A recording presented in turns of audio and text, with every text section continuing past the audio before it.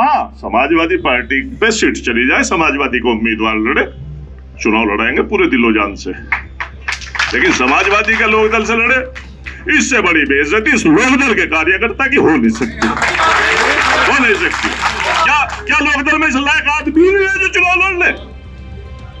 आएंगे तो समाजवादी से आएंगे तो चुनाव लड़ेंगे, ये मेरे ख्याल में बिल्कुल मुनासिब नहीं।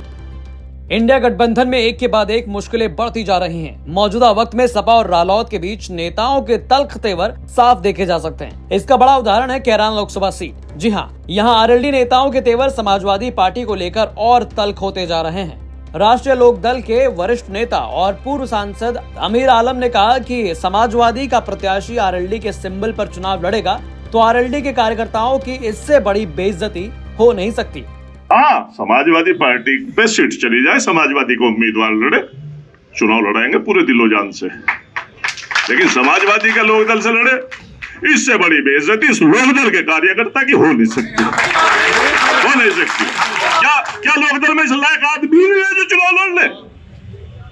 आएंगे तो समाजवादी से आएंगे तो चुनाव लड़ेंगे, ये मेरे ख्याल में बिल्कुल मुनासिब नहीं। आपको बता दें कि पिछले दिनों लोकसभा चुनाव 2024 को देखते हुए सपा सुप्रीमो अखिलेश यादव ने अपने 16 कैंडिडेट की लिस्ट जारी कर दी थी, जिसमें कैराना लोकसभा सीट का जिक्र नहीं किया गया। माना जा रहा है कि अभी कुछ सीटों को लेकर सपा और रालोद में मंथन जारी है। लेकिन इसी बीच रालोद के नेताओं की मीटिंग और मीटिंग में दिए गए बयान कहीं न कहीं पिक्चर अलग कर रही है। रालोद के एक नेता सपा को लेकर ये कहते नजर आए, चौधरी साहब के सामने, चौधरी चरण सिंह जी के सामने हमारी पार्टी बहुत बड़ी पार्टी थी। हमारे राजस्थान से लोकसभा के मेंबर जीत के आते थे, आपका बिहार से हमारे लोकसभा के मेंबर जीत के आते थे, हरियाणा में हमारे विधायक जीतते थे।